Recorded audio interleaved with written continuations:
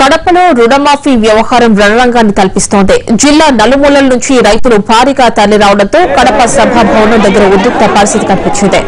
Tokens కోసం రైతులు ఎగబడ్డంతో తోపులాట చోటు చేసుకుంది. ఇంకా వేలాది మంది రైతులకు రుణమాఫీ జరగలేదు. ఫిర్యాదుల కౌంటర్ల చుట్టూ కాళ్లరిగేలా తిరుగుతున్నా ఫలితం ఉండట్లేదు.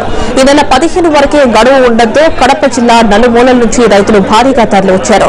ముందుగా టోకెన్లు ఇచ్చి మధ్యాహ్నం తరువాత ఫిర్యాదు స్వీకరిస్తారు. అయితే వందల మంది ఒక్కసారిగా టోకెన్ల కోసం ఎగబడ్డంతో తోపులాట జరిగింది. మహిళలు, వృద్ధులు తీవ్రంగా ఇబ్బందులు పడ్డారు. ప్రభుత్వం రుణమాఫీ ఫిర్యాదుల కోసం ఇచ్చిన గడువు ముగుస్తుండటంతో రైతులు ఆందోళన చెందుతున్నారు. మండల స్థాయిలో కౌంటర్ ఏర్పాటు చేయాలని డిమాండ్ చేస్తున్నారు.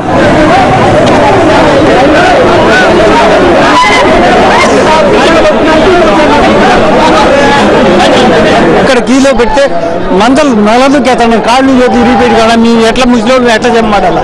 అక్కడెక్కడన్నా మండల కోసమే పెడితే మేము అక్కడనే ఇది చేస్తాం కదా. ఇక్కడ రమ్మన్నారు, ఇక్కడ వచ్చే తోట్లట్లో అది కదా మళ్ళీ ఈ పొద్దు 15 తేదీ గడిపంట అంటే లోపల ఎడ్ చేయాలి. ఈ జనాలంతా ఇంకా వేల మంది ఉంటారు చూడారు. మా వ్యవస్థ ఎట్లున్నది ఎండకు గాలికి. మీరు హైటెక్ ముఖ్యమంత్రి అని ముద్రపడింది. మీరు ఆయన ఆన్లైన్లో ఎందుకు అప్లై చేసుకోకూడదు అని మీరు ఎందుకు చెప్పడం లేదు?